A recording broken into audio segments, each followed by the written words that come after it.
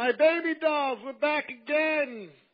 As always, I am your host, Ian Kahanowitz. Welcome to another great episode of Genesis coming up.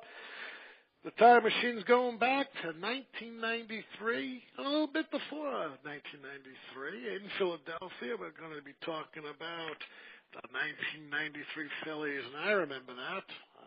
Like I just told the author, Bill Kashatus, who will be on the show very shortly. It was my move from New York to Boston, but I do remember these Phillies, and I do remember them beating Atlanta and going on to the World Series, and Joe Carter, walk-off home run in the sixth game, and I think it was the first one since Bill Mazeroski did that in 1960 against my New York Yankees. But I do remember these bunch of guys, and a brand new book that came out, Macho Row, the 1993 Phillies and baseball's unwritten code. We're going to find out what the unwritten code was. We're going to find out who were the characters of the 93 Phillies. We're going to talk about the town a little bit. We're going to talk little Phillies baseball, and we're going to learn something new like we do every day on my show, because even though I read these books, there's always something more that these great authors do and say that I learn, and that's what this show is for learning. As always, you are listening to the Comfortably Zoned Radio Network with the Zigzag Man, Ralph Tycho. I'm honored to be on the network. As most of you know, I do a show with him called Giants Baseball, and that's Z in there for the Zigzag Man. We go back to the time of the New York Giants, and then we talk about the San Francisco Giants, characters and seasons that maybe the Giants were in it, maybe they weren't, but that's Ralph's favorite team. He grew up in New York City at a time when he lived near the Polo Grounds, so the Giants are very near and dear to him.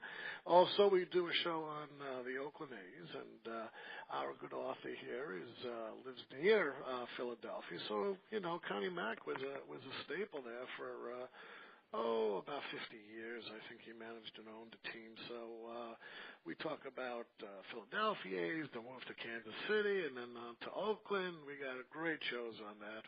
I'm also honored to be on a show with Dave Nemec and Alan Blumpkin on David Nemec's all-time baseball and trivia. And I learn a lot from those guys, and I'm just honored that they asked me to be on that show and help them out, going through the timeline of baseball history, because this is stuff that many people in the modern era don't know, and it's all important because shows like mine, shows like theirs, educate the public.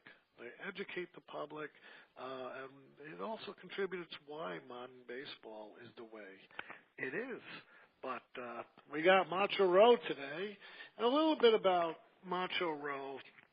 The 1993 Phillies were a colorful bunch, and the author does say, hey, something, it's a little comparable to the 86 Mets, which I had Eric Sherman on, and, the partying, the drugs, the women, the good times.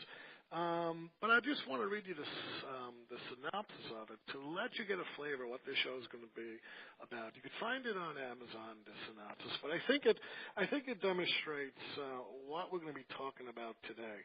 Colorful, shaggy, and unkempt, misfits and outlaws, the 93 Phillies played hard and partied hard. Led by Darren Dalton, they called him Dutch, John Kruk the Krucker, Lenny Dykstra Nails, Mitch Williams. The wild thing, it was a team that fans loved and continue to love today. And we're going to find out why. Focusing on 6 key members of the team, Macho Row follows the remarkable season with an up-close look at the players' lives, the team's triumphs, its failures, and what made this group so unique and so successful. And Bill Kashatus, who wrote the book, he's also written Jackie and Campy. And if you don't know who I'm talking about, that's Jackie Robinson, Roy Campanella. They were both in the Negro Leagues and were on Brooklyn. The untold story of the rocky relationship and the breaking of baseball's color line. And if you are in my site, and I have the biggest Negro League site, you might want to go to the historical Negro League baseball site, you will see Jet Magazine put out a lot of magazines back then, and they said, well, sometimes black players don't agree with or like other black players, and Campy and Jackie were on one issue of it. And also Bill has written Almost a Dynasty. the rise and fall of the 1980 world champion Philadelphia Phillies. Also, he has a new book out, which we'll talk about by the end of the show, regarding steroids use. And we'll probably have Bill on probably this summer or in the fall to talk about both the 1980 Phillies and steroids use in baseball. Without any further ado, welcome to the show, Bill. Thanks a lot, Ian. You know, what got you? I mean, I know you're a Philadelphia, fan, and I know, it's been here, but why the 93 Phillies? They didn't win the World Series, but why does this season stand out for you? Well, there are two reasons. Baseball, I think for all of us, marks certain benchmarks in our lives. And with myself, 1993 would have been the team that I would have been part of had I made it to the major leagues. Those were my contemporaries. I would have been in my early 30s at that period of time, like many of those players were. So they were near and dear to me for that personal reason. But the other reason I was so fascinated with them is because I've done a lot of writing on the 1920s and baseball. And this team was just like the Philadelphia Athletics of 1929. They were grinded out, hardcore, make no apologies, die hard, wanting to win players, and they would do anything to win. And if you know the city of Philadelphia, we might have some of the greatest universities in the nation. We might have some of the greatest museums in the nation, but at heart, the sports culture rules the day. And we are a blue-collar, working-class city, and sports, particularly football, but also baseball, really dominate the culture here. And these guys were beloved because of the way they played. And I was going to ask you this question later in the show, but considering you mentioned the love for sports, well, let me just ask you this. What's the curse of Billy Penn up there? What was going on with putting that hat on him? William Penn, the Quaker founder of Philadelphia, stands atop City Hall, extending his right hand over the city, seemingly giving a blessing over the city. Although if you look at him from a different angle on a rainy day, it looks like he's doing something else over the city of Philadelphia. But besides that, besides that point, there had been a gentleman's rule that no building will ever be higher than the brim of William Penn's hat.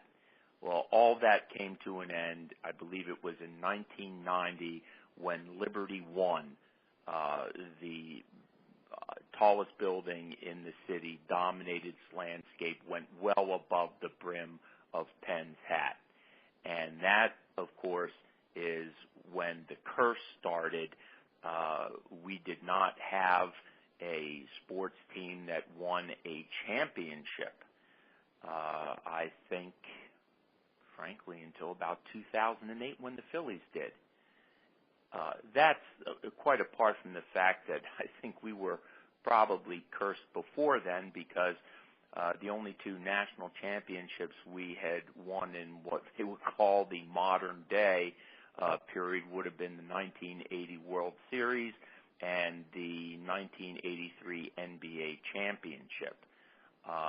But if you look at the records from 1990 on, there was nothing here. We didn't win anything in any of the four major sports until 2008. And you know what? If you're a stats guy, I'm not so much of a stats guy. When it comes to baseball, I am a tax attorney, so I need numbers and all this. But the Phillies were the only team to lose over 10,000 games and finish last, I think, in a record 24 seasons to finish in last. But the team for 1980, and we'll get to it on your show, but I know, just growing up in that period, 76, 77, 78, they went to the playoffs, and they lost to the Reds, and they lost to the Dodgers 2 years in a row. 79, I don't think they went. But then 80, they went back, and they beat the Kansas City Royals, who beat my Yankees that year in the finally. So it was almost like redemption. You had the Philadelphia Phillies, who had lost all those times in the National League Championship Series, versus the Kansas City Royals, who had lost also around the same amount of times to the Yankees. So I remember being very disappointed. But I do remember Tug McGraw, him and Mike Schmidt at the last call doing that. But your book literally takes some of that, and we see a fledgling Philadelphia and Phillies in the 1980s. What went on there? Yeah, the Phillies, the 1980 Phillies were just actually, I think, the most talented baseball team we ever had in the city of Philadelphia. Actually, let me make a revision on that. The 1977 team had everything, but most of those players finally won it in 1980. And as you said, they just were not able to get over the hump. 76, 77, 78, and 79, the Pirates won it all. And ownership was ready to break that team up. They had one last shot, and it was 1980. Pete Rose really was the person that put them over the top, because he had taken a team of basically guys who were all around the same age, late 20s, very early 30s, and they were constantly, competing with each other. No one could pull ahead and be the leader. You had Mike Schmidt, Greg Luzinski, Bob Boone, Larry Boa, and frankly, all of them were pretty envious over each other in their talents, and each one of those guys wanted to be the leader. Well, Pete Rose comes in. He's head and shoulders the leader over everybody, and everybody paid attention to him. When he spoke, they listened, and Rose was not only the catalyst, he was the guy that got us over the hump in 1980, and without him, we would not have won that World Series. Everybody says that today. And you know what's fascinating? Because you had Bill Giles, and Giles came from a baseball family. His father owned the Reds. His father was in Rochester, because I speak to the Paul family. Gabe Paul learned a heck of a lot from his father. In fact, I know they made that trade. I know Giles made the trade in '82 with his old mentor, Gabe Paul, who was then on the Cleveland Indians. What kind of guy was he, and what was he looking for post-1980?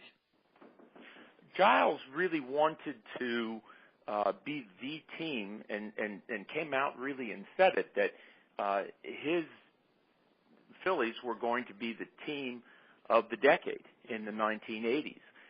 And it just never worked out. And it didn't work out because the brain trust that had put together the 1980 team were marginalized or left. Dallas Green, for example, was a scouting director. He knew that he was not going to be general manager as long as Paul Owens was there. So he left. He became the general manager of the Chicago Cubs and raped us, particularly stealing Ryan Sandberg away from us and building a contender out there with the Cubs. Paul Owens was marginalized because Bill Giles had always wanted to be a general manager. So he was making many of the decisions, and he was not a good evaluator of talent. Howie Bedell, who was the player development director, he was fired, and he went on to Kansas City and developed the players who won the 1985 World Series. And then he went on from there to build the championship team in the 1990 Cincinnati Reds. So all these guys who had put together, who had cultivated the 1980 team, were let go or left.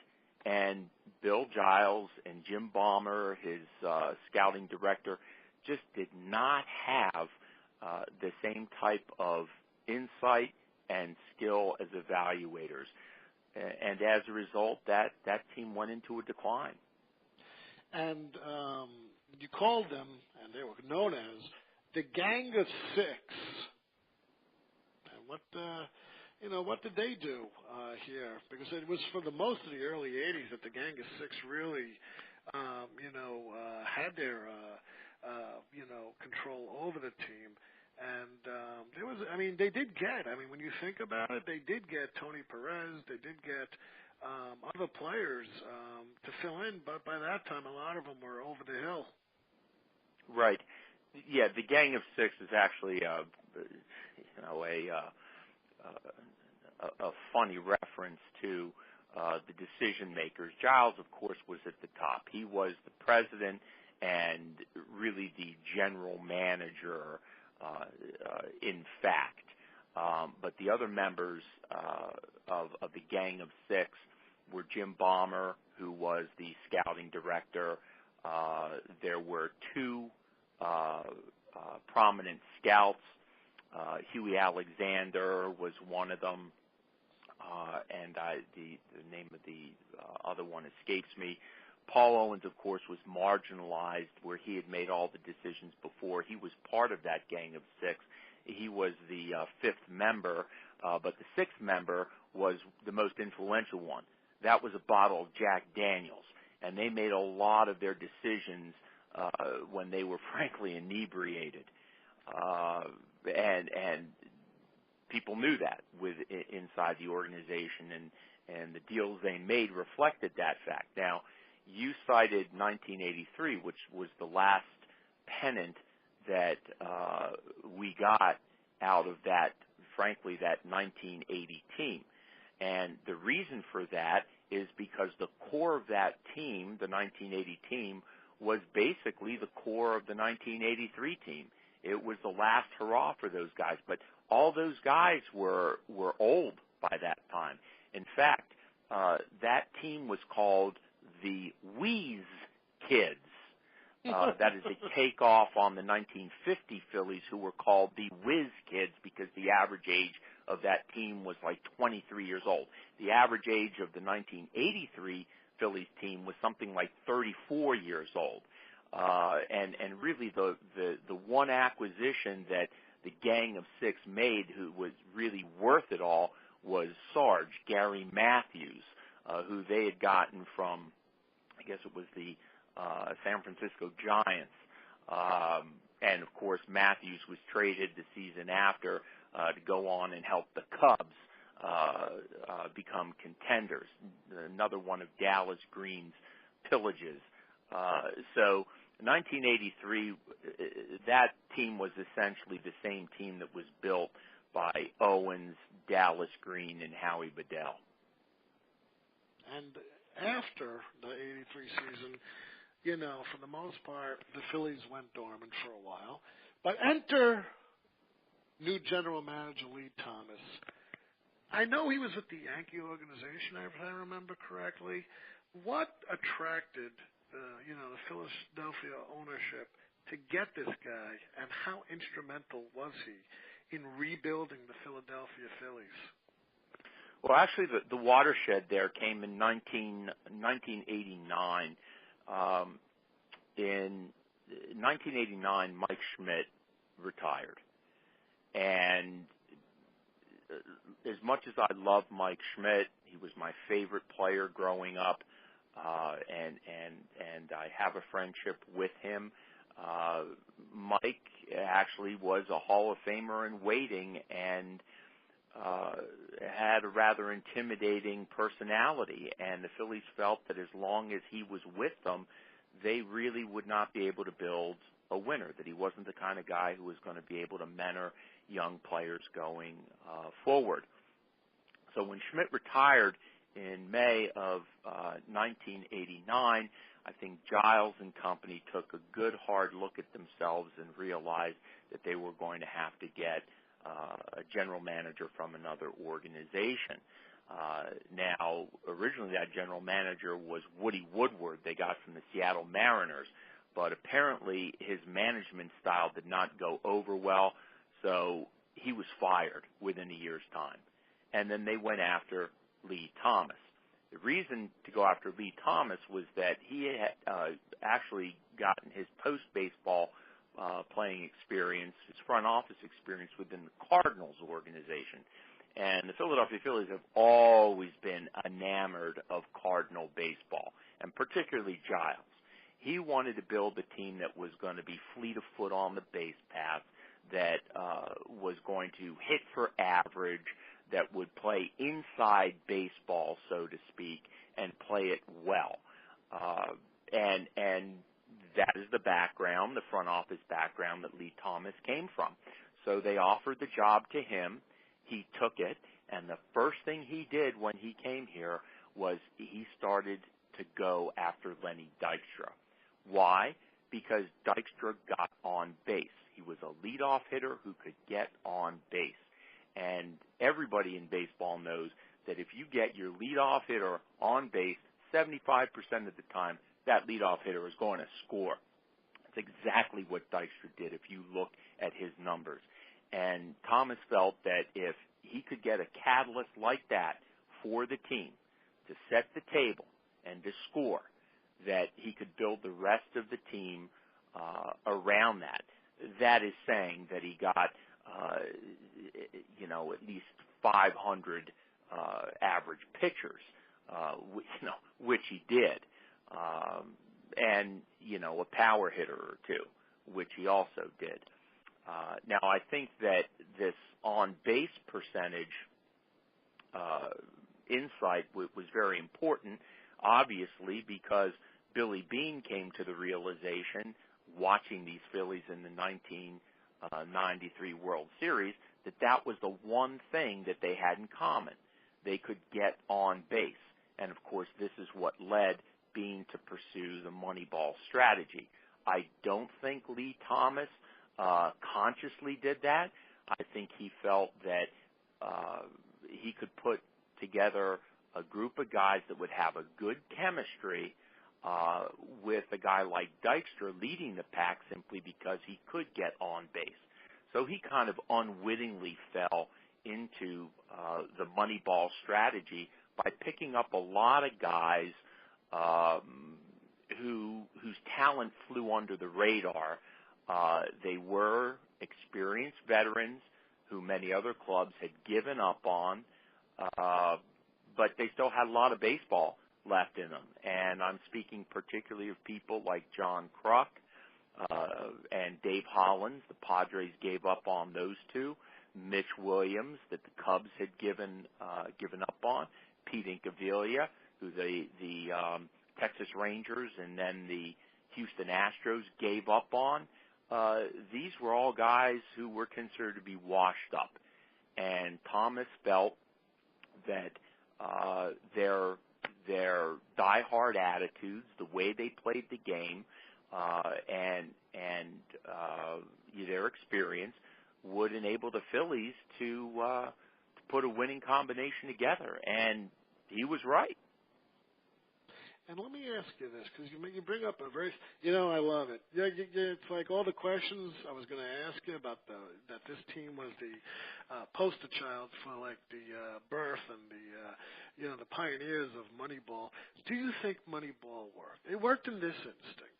But, and I'll just mention, I'll let you mention this, but Billy Beane was sitting with Dykstra in watching, a exhibition game, spring training game, and I'll let you tell this story. Dykstra didn't know who the pitcher was. Yeah, this is actually pretty funny.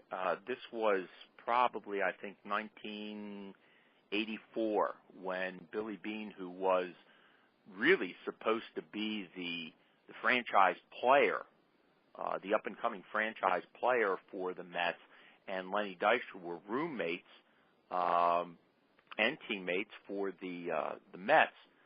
And in a spring training game in Clearwater, Florida, Dykstra and Beane are sitting there, and Carlton's warming up. And Dykstra asks Beane, who's the dude on the mound? And Beane could not believe that Dykstra asked that question, because this is 1984. Steve Carlton has won by this time 4 Cy Young awards. He's one of the best left-handers in the game, one of the best left-handers of all time. And Bean said to Dykstra, "You're kidding me. You don't know who that is?" Dykstra said he didn't. Bean said, that's Steve Carlton. And Dykstra said, "Oh, yeah? What's he got?" Meaning, what does he throw? Which was unbelievable question, again, for Bean, because everybody knew that Carlton had, a 95-plus mile-an-hour fastball, and that his out pitch was a devastating slider, a slider that was so difficult to hit that Willie Stargell of the Pirates said, hitting Steve Carlton when his slider is on is like drinking coffee with a fork. So Dykstra says, "Oh, yeah? I'll stick him." Meaning, he's going to hit him no matter what he has. So Dykstra goes up, first time at bat. He crowds the plate. Carlton, nasty as he was, throws at him, brushes him back, throws him outside the next pitch, and Dykstra hits a liner to right field. He gets on base. And I think that, that little snapshot there tells you an awful lot. It tells you why Billy Bean could not succeed in baseball, and why Lenny, at least as a player, and why Lenny Dykstra did. The difference was Bean thought too much. He was too cerebral, which is great when you're in the front office, but it doesn't work on the field. Dykstra, on the other hand, was blissfully ignorant. He didn't think. He let his natural talent take over, and he didn't know what fear was.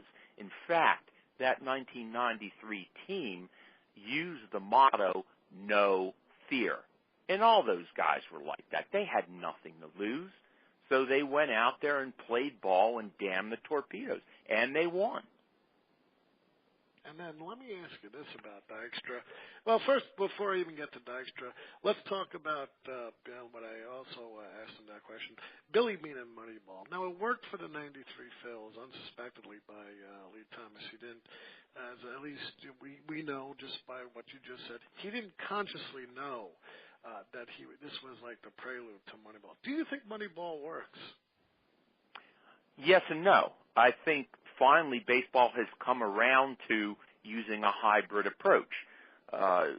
Specifically that, yes, you do need to think about statistics like WAR and on-base percentage and hold. These are metrics that have some substance to them, and they can help you win in tangible ways. However, all the metrics in the world can't tell you what's inside a player. Is a fire in the belly there? And that relies completely on scouting and experienced scouting at that. And I think the traditional stats, the RBI, the home run, the strikeouts, the ERA, you're never going to replace them. There's a wonderful book that was just put out, author escapes me, and the title escapes me, but it's about metrics, and it argues that metrics are the future of the game and that the old traditional statistics are ruining the game. I don't think so at all. I think you really do need a hybrid of both of these things, and that's the only way you're going to succeed. Billy Bean and Moneyball showed that, yeah, you could make it to the postseason. Can you win and go all the way? I don't think so.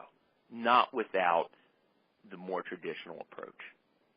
And you know who thought along the lines? Probably unsuspectedly. We mentioned Dykstra, that he was blissfully ignorant. But he knew he had to get stronger. And he knew he had to make more money. And he knew that the only way he's going to do that is if he gets stronger. And even though he was warned, he still went into steroids. What's up with that?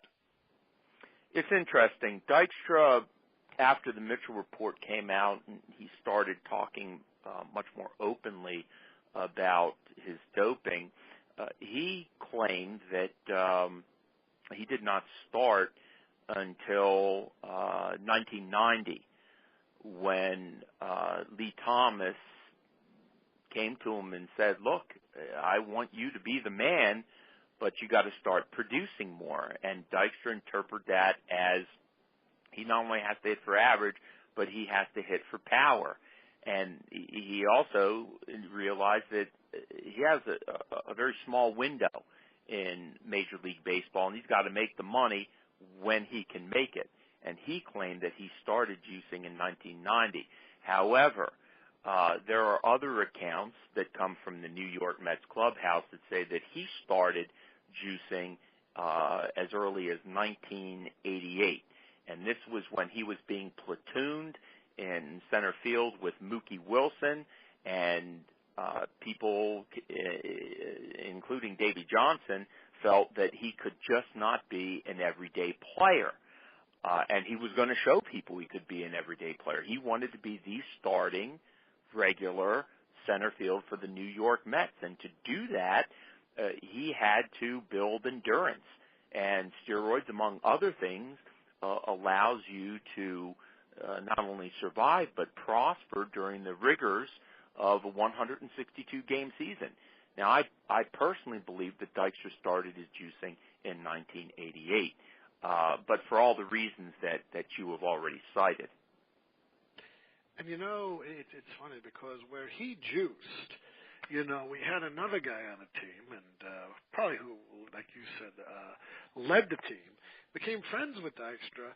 I don't know if he juiced or not, but Darryl Dalton, and he was the oldest of all, but he was on that '83 Philly team as well. Right, and I'm glad, Ian, that you qualified that, because even in my book, I probably overused the term allegedly, because the only guys on that 1993 team that were identified by the Mitchell report were Dykstra, Hollins, and a backup catcher, Todd Pratt. However, having said that, Dalton's statistics, some of the issues that he had with rage, his behavior, and his multiple injuries, which some of them required steroid use to heal, along with Pete Incaviglia and Danny Jackson, and their statistics and their behavior and their backgrounds. These three guys, allegedly, they seem to be people who were juicing. However, that has not been proven. That has not been documented, and that's very important to notice. In fact, the guy I was closest to on that team was Darren.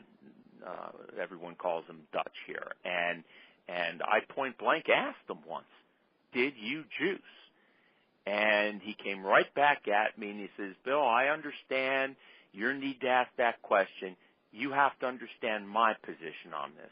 I don't think I have to answer that question, because I don't think I should be judged on anything that goes into my body, but what comes out of it, the kind of player I am, what I do on the field, and how I treat other people. Now, in a way, he answered that question. And on another occasion, he said to a WIP sports talk radio host that he had probably put so many different drugs in his body and trying to recuperate and rehabilitate from the many surgeries that he had, that he was probably the drug lord of all baseball. And I think that answers the question, too. But usually people look at Dalton's physique and say, well, steroids put on mass muscle. Well, there are mass muscle builders for steroids, and there are steroids that are lean muscle builders. And if Dalton did take steroids, he most likely would have taken steroids like Winstrol, which do make players ripped. I mean, it's a lean muscle builder, but it also helps in recovery time, as well as endurance for the season. And as a catcher, you need those things. You need to be able to play as many of those 162 games a season as you can, and if you get injured, you need to be able to recover.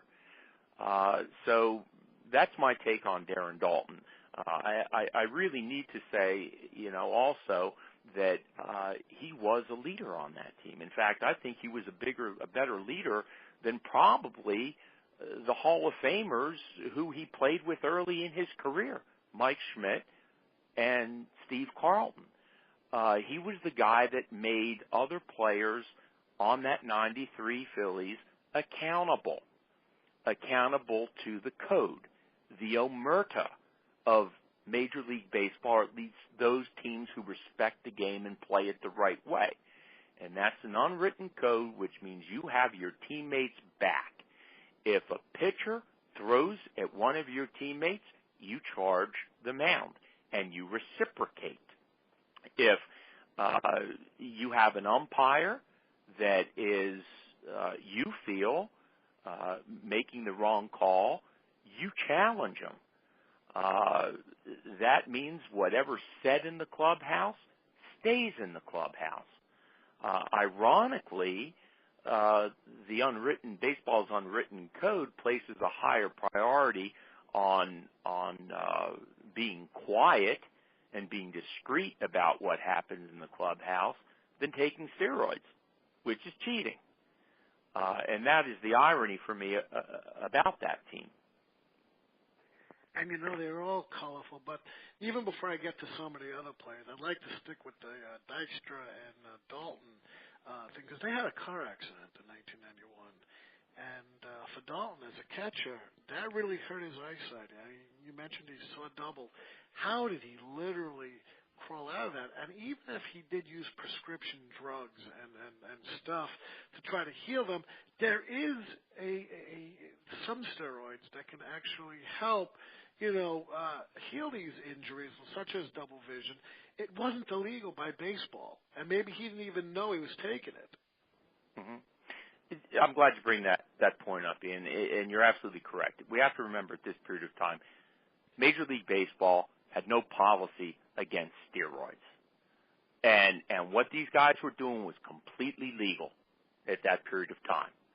And for my money, if I'm a fan, and a Phillies fan to boot, if these guys want to take stuff that is going to cut off 5, maybe 10 years of their life, at the end of their life, to give me the glory of a World Series, let them do it. God bless them.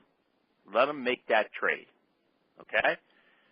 And you are right that there are certain steroids that can help recovery from an accident. They're called corticosteroids. These are not the anabolic muscle-building type of drugs for performance enhancement. It's a different type of steroid. These guys knew what they were doing when they were taking anabolic steroids. They knew what was happening to them when they were given corticosteroids to recover from an accident. There is a difference between the two types of steroids. There are, in fact, 120 different types of steroids that are out there, and they're hard to detect because there are almost as many different tests for those steroids that you need in order to detect it. And this is one of the reasons why Major League Baseball, when they finally did start testing, couldn't identify who was juicing and who wasn't.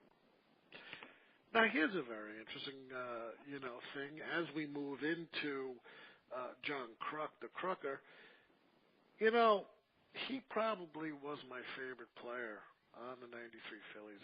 I've always loved John Kruk, my son's Little League coach. He looks like John Kruk. He does. He really does. And, he spews it out like Kruk, except he doesn't use the four-letter words. But let me ask you this before we get into a little history of Kruk. In 1994, Kruk was diagnosed with testicular cancer and literally cut his playing, short. Do you think that Kruk was juicing? Because that those kind of cancers are consequences of using, perform-enhancing drugs. Ian, believe me, John Kruk never took a steroid in his life. All you have to do is look at his physique. Now, do you think a guy like that could take steroids? Definitely not a lean muscle builder he wouldn't take, and there ain't much muscle on that body. And frankly, he's proud of that. In fact, he wrote an autobiography called I Ain't an Athlete, Lady, I'm a Ball Player. John Kruk is the poster child for every Sunday afternoon beer-drinking softball player in this country. So, no, he did not take steroids. I will give Kruk this. He, out of all the other Phillies, kept the code, and that is the silence from the clubhouse. I'll never forget when the Mitchell report came out. I was listening to ESPN baseball, the baseball host. Kruk was on there, and he just denied that Lenny Dykstra ever took this stuff. And he continues to deny it. To this day, he continues to deny it. That's loyalty. That's the code in operation. Kruk also, again, he's beloved in this city. Thankfully, he has returned here, and he is one of the broadcasters, the television broadcasters, and people just love him here. But let me tell you something about John Kruk. He rode that hillbilly, aw shucks kind of, stupid mentality for all it was worth. When he went on Late Night with Letterman when he was playing, he used that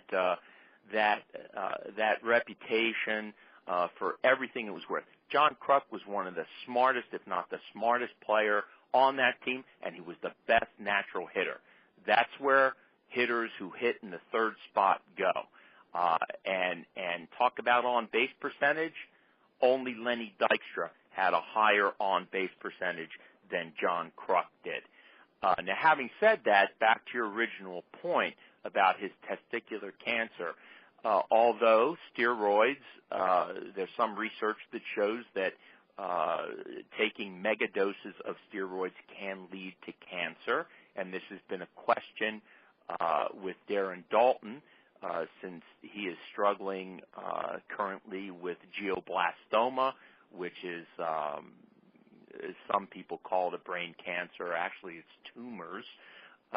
Some people think that, if in fact he had used steroids, this might be the reason for it. But there is no definitive connection between mega doses of steroids and cancer.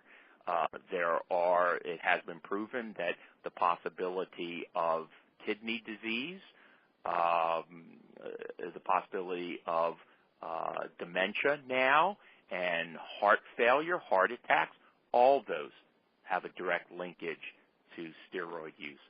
But cancer has not been definitively proven. And that's a very important aspect, because it just shows how much we really don't know about steroids. Because like any other medication, it changes over the years. It's somehow tweaked, or maybe it comes in different forms.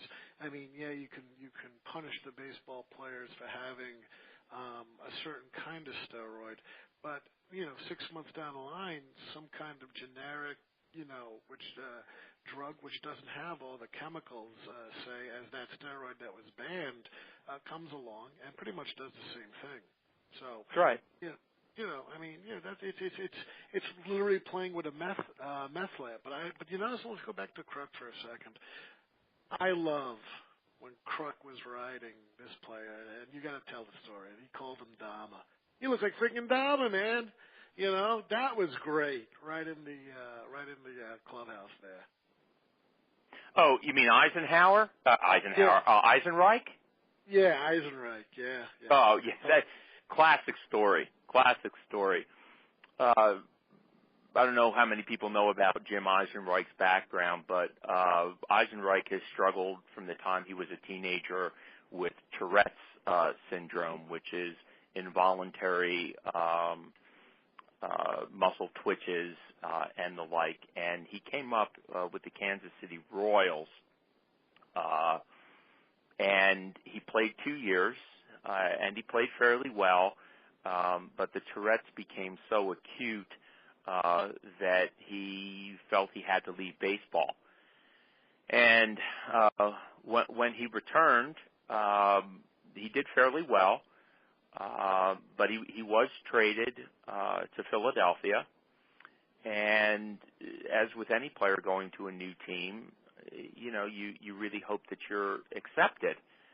So he walked into the clubhouse. I guess this was spring training of 1993, with a lot of trepidations, and he walks into this clubhouse where this circus is really going on. I mean, you have Darren Dalton, who's in one corner with a gaggle of news reporters,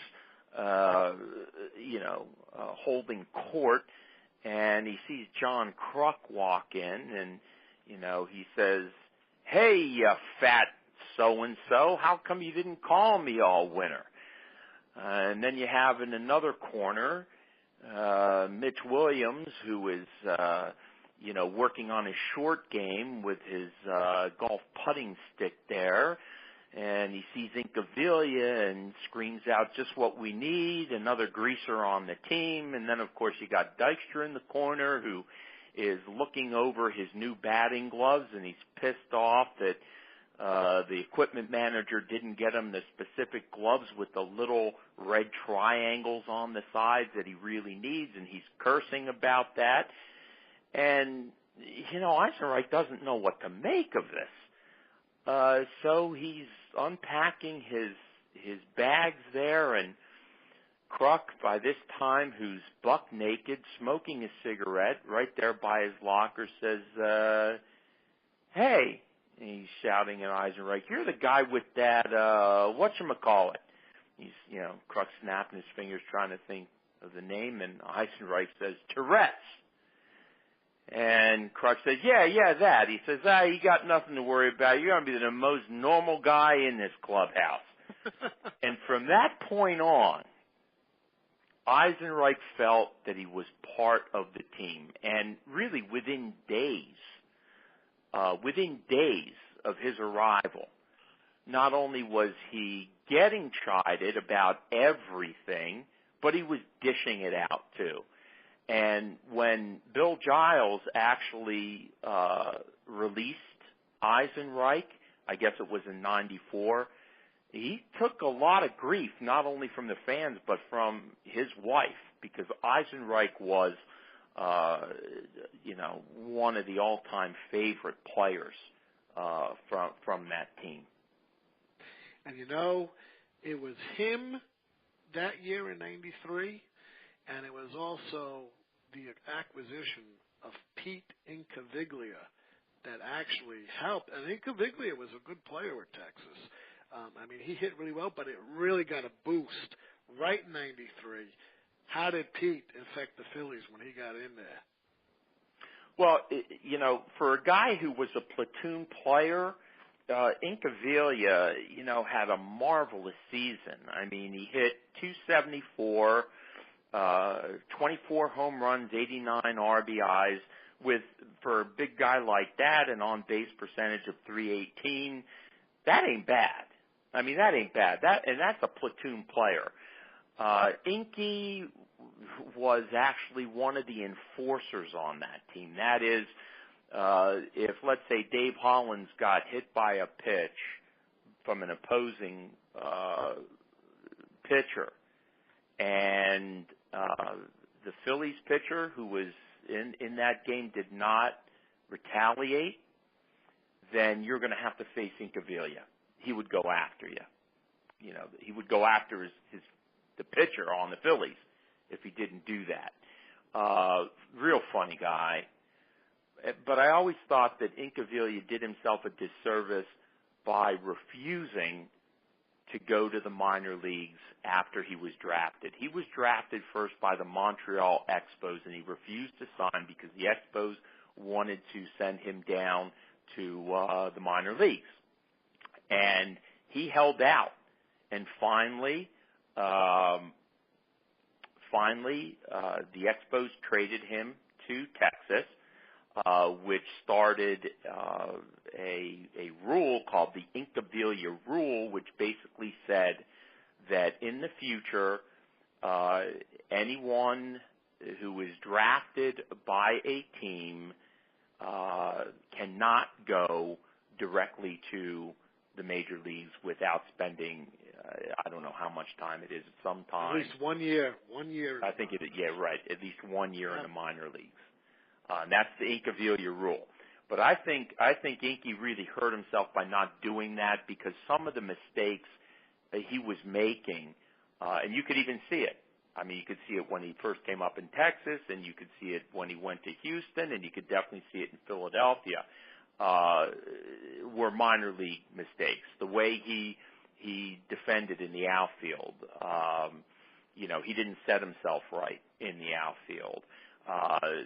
The lack of discipline he showed at the plate in specific situations, the fact that he did not hit well in situationally, all that stuff, you learn that stuff in the minor leagues, and I really think he hurt himself by not doing that. Now, having said that, this was a guy who was fully capable of coming through in the clutch. And for as big a guy as he was in the outfield, he could make some plays, some fairly plays that required some flexibility. So he was a real asset on that '93 team. And there's two things I want to mention as caveats to Incaviglia. In 2015, the Incaviglia rule was changed, allowing teams to trade drafted players the day after the World Series concludes. So that was an amendment to the rule. And on December 20th, 2007, Incaviglia was named in Jason Grimley's unsealed affidavit as an alleged user of amphetamines. So that's correct. Those are two caveats against Peter Incaviglia. Let's turn to Dave Hollins. He had the season of his life. He was on the All-Star team. Mm-hmm. Yeah, Hollins was an interesting character. I believe he was a Rule 5 guy. The Phillies do pretty good in Rule 5 pickups. That was essentially let go by the San Diego Padres. He was a football player, a very good football player in high school, and played baseball with a football mentality, I think, which was to his detriment. But because of that, because of his intensity, he had an alter ego by the name of Mikey. Dave Hollins was, the great teammate, the wonderful baseball player, the great hitter, but Mikey was his alter ego, who was a profane, get out of my way, grumpy character who, if he had a bad game, would destroy the clubhouse. In fact, there was a great Hulk imitation that Danny Jackson created just to get Dave Hollins out of his brooding Mikey character. I don't know if you remember seeing this. It was pretty big nationwide after the Phillies defeated the Atlanta Braves in the NLCS. Danny Jackson would rip off his shirt and flex, like he was the Hulk. And he invented that just to get Hollins out of his real nasty moods, and it would crack Hollins up, really crack him up. But then again, Jackson was a piece of work himself. One day he goes into the bus coming back from a game that the Phillies were playing. I think it was in Atlanta. He was the bus was taking the team from the Sunday getaway game to the airport, and the Phillies had lost the game. They were in a mini losing streak, and all the younger players were complaining about how the umpire didn't have the right strike zone and this call wasn't going their way and this and that and everything else. And Jackson, who was, one of the veterans on that team, just lost it. And he stood up and he said, "Quit your moaning and complaining.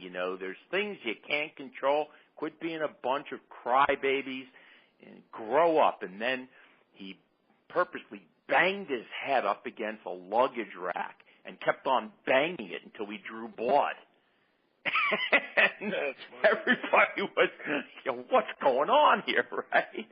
That's the kind of crazy stuff that went on that team. So yeah, I mean, Hollins, in his own way, he was a character. Jackson was more of a character. All of them were characters, but that's what was so endearing about them. And you know what's funny? Talking about some strange things with Hollins. He returned to the Phillies in 2002 after a while. He was traded to the Minnesota Twins, from the Minnesota Twins to the Mariners for a player to be named later, and that player turned out to be David Ortiz. But when he returned to the Phillies, he made the roster that year, and he only had 17 at-bats and 2 hits because he was placed on the disabled list because he had harmful spider bites, which aggravated his diabetes, by which I do have, so I can understand. But strange stuff. Yeah, it was. That in '93, he broke the hamate bone in his throwing hand, and he was out. He was out for I think 10 days, and one point he just said enough of this, and he ripped off the cast and he played, hurt. But that was that team too. That was part of the code. You play hurt, because if you don't play hurt, what happens is your team questions if you're really hurt. And Hollins was a tough guy. I mean, he came from just outside Buffalo, New York, which is another blue collar working class town. And Hollins, one of the reasons the Phillies brought him back was because they wanted him to mentor younger players and get that kind of mental toughness across to these guys, and he did a good job. In fact, the Phillies brought him back into the organization. I think he's in the front office now, in some kind of position that deals with scouting and player evaluation. But Hollins was an asset to that team. And now we finally get to another, probably the most colorful of all these characters, besides, I say, Dykstra and Crook, the wild thing, Mitch Williams. And he had the season of his life in '93. However, his fortunes turned sour in the World Series. Let's talk about Mitch Williams a little bit. What do you have on that? Yes, I feel, this is another guy. I didn't know him as well as Darren Dalton, but I did get to know him, and I just feel really bad for Mitch Williams, because I don't think he deserved a lot of stuff that he got. First of all, what people don't know and the fans don't see is that Williams was probably the kindest and grateful member of that team. And just let me give you a couple examples. Pete Serra, who was clubhouse guy in 1993, he would always pick up the players' dirty uniforms and do the laundry. And Williams would leave $50 bills, sometimes $100 bills in the back pocket of his uniform pants. And he did it purposely because he knew Pete would find the money and return it to him. And he said to him, look, if you find it in there, it's yours. You keep it. And Williams purposely did it because he really liked Pete and respected the job he did. Pete Serra took a lot of pride in his job, and he really did love the players. And whenever Pete would find the money, he'd still every time bring it back to Mitch, and he'd try to give it back, and Mitch wouldn't take it. And he said, hey, look, it's only paper anyway. Keep it. And that was his way of expressing his appreciation. One more incident, which I think is pretty telling. When you're the closer on a team, the bullpen's called your bullpen. It's yours. And Williams always said, whenever he was interviewed, if those guys in the sixth, seventh, and eighth innings don't do their jobs, I won't be able to do mine. Those are the guys that really deserve the credit. And to reinforce that point, and Roger Mason told me this because I didn't know about this. I knew about the Pete Serra thing because I'd heard about it from some of the other players, but I did not know that near the end of the season, Mitch went up to Roger Mason, who was a middle reliever, usually seventh inning actually, and asked him what size foot he had, and Mason figured out, here it comes. He's going to get some kind of crazy shoes that I'm going to have to wear and everything else, and hesitantly Mason told him, and the next day he finds a brand new pair of ostrich cowboy boots in his locker with a note, thanks for all you do to help the pen. And every one of the relievers got a pair of those boots. Now that's the stuff that people just don't know about. Now, there was another side to Mitch Williams that you wanted no part of, and that was the side that took them out, because when he went out there, he was all business, and he just as soon put you on your rear end than give up a base hit to you. He was nasty. He was nasty. He took a lot of pride in what he did, and he never, ever made excuses. And I think what was so unfair was that, and I think you referred to this a little earlier, in the World Series that, he had blown it, I guess it was Game 4, the 15-14 loss that the Phillies had in Philadelphia against the Blue Jays. And the night after that, a bunch of quote-unquote fans basically destroyed his front lawn, the front lawn of his home in Morristown, New Jersey, which he didn't deserve that. And he didn't deserve some of the stuff that Schilling did to him because he had this very unusual, erratic way of throwing. His pitching motion, his delivery was flailing and falling off to the side. And, he was known to walk a few batters before he'd get the side out. Well, Schilling just said, he couldn't take watching that, so he'd sit in the dugout and he'd put a towel over his head so he didn't have to watch it. That's insulting. Williams didn't deserve that. It might be funny to some people, but, it really wasn't. Here's a guy who, he was one of the reasons the Phillies got as far as they did. So for him to take that kind of, abuse, even in a joking way, just was unfair. The saddest thing about that season for Williams was, of course, as we know, the bottom of the ninth inning in Game 6. The Phils have a 6-5 lead. They're down 3-2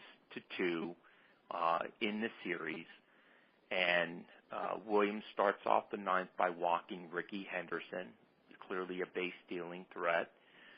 He retires Devin White on a fly ball to left field, and then Paul Molitor comes up, gets a base hit.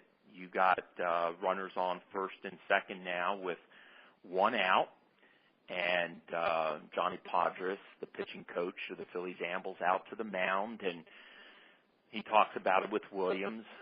Should maybe he go with the slide step, because Ricky Henderson was also known to steal third base.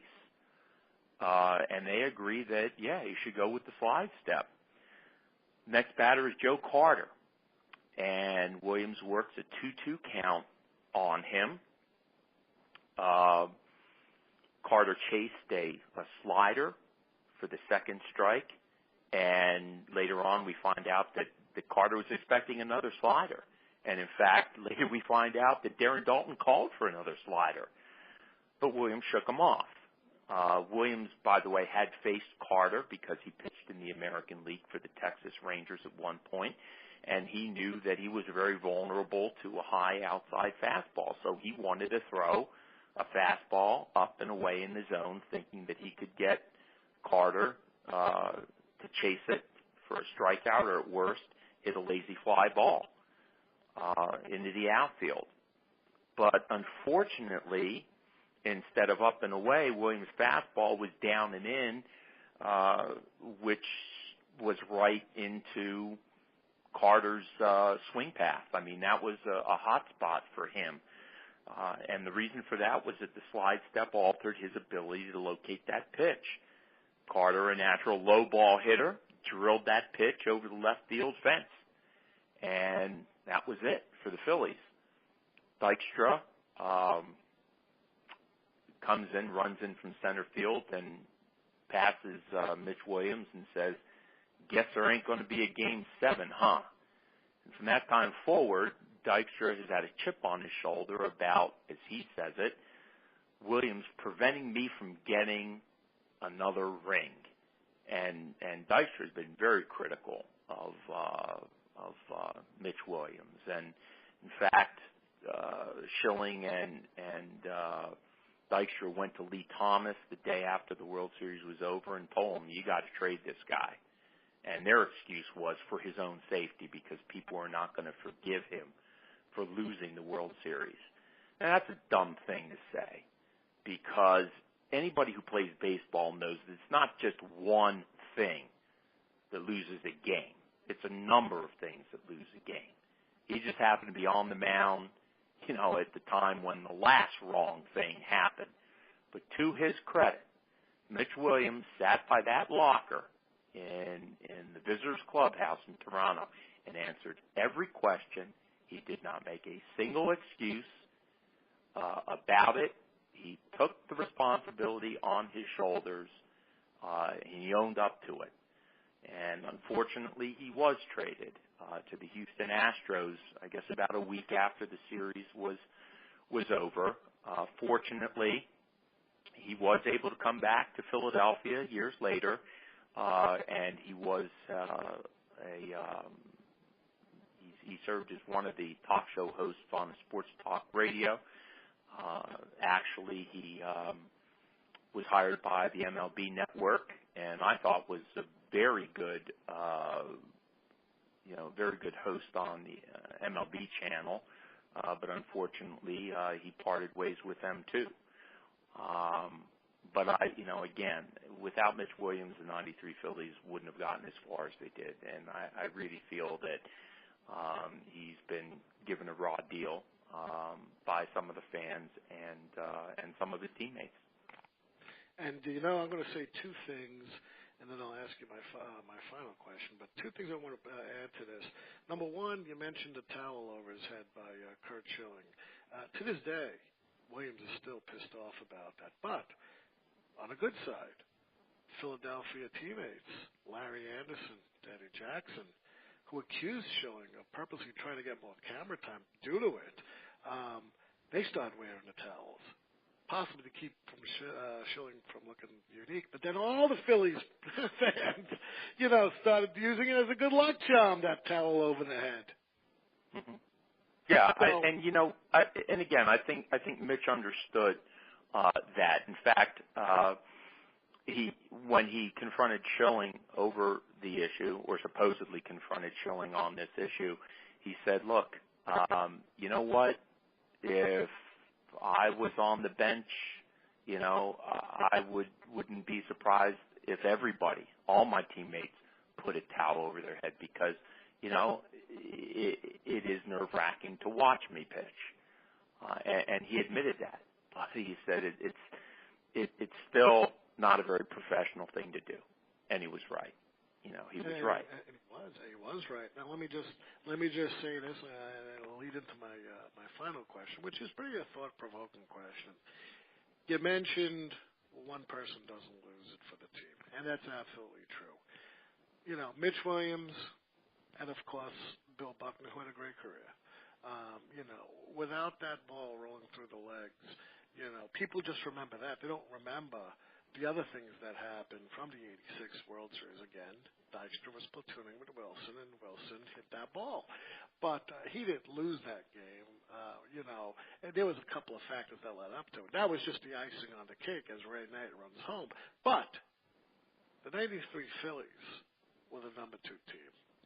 Do you think history, besides Philadelphia, outside of Philadelphia, take a broader spectrum of this, do you think that team will be remembered like, say, the '91 Braves, who went into 10 innings, or maybe the '54 Indians, who had a 111 winning record and lost in 4 straight games to the hugely underdog Giants, or maybe the 1906 Cubs, who lost to across the town to a much feeble team in the White Sox? Do you think folks will remember these guys? Well, I think the proof is in the pudding.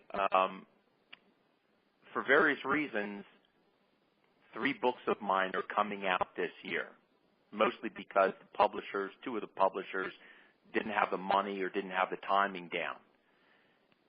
And of the 3 books, this book, Macho Row, has caught more attention across the nation than the other 2.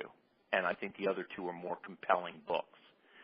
And I have been interviewed on national radio for this book no less than 8 times. National radio on Macho Row. So I think there's something to this team, and it's not just applicable to Philadelphia, because I think, and I don't care if you're talking college, high school, or pro ball, a lot of towns have teams like this, teams that are expected to do nothing, and they come out of nowhere. They're Cinderella teams. And that's what this Phillies team was. And I think that that kind of beat the system nature resonates with every sports fan. And it's not just in baseball. I mean, there's Cinderella teams in basketball, football, you name it. There are a lot of teams like this. So, yeah, the answer to your question is, yeah, I think they will be remembered, and not just in Philadelphia, because of what they did and who they were. Now, the Buckner thing is, and I just want to take a minute to talk about the Buckner thing, because I met with Bill Buckner. I really wanted to write a book on him. I wanted to write his biography. That's what I really do. I'm a biographer. And I still really want to write a book on him, and I was very glad that he and his wife, at least listened to me in my proposal, because I think Bill Buckner has more integrity than any other athlete I have ever interviewed or come across. And I say that because of the way he's conducted his life after what happened in 1986. And remember, the Red Sox had a Game 7 that they lost.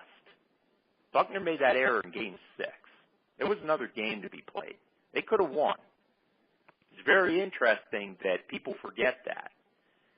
And there are a whole bunch of other things that happened prior to Buckner's error in Game 6 where the tide could have been turned. So, the way he's been treated, to the point where even you go on a Little League field today, and this is tragic, some loudmouth dad will say when a kid lets a ball roll through his legs, he Bucknered it. That's really tragic. Because one of the things I would like to write about, the larger issue about Bill Buckner is,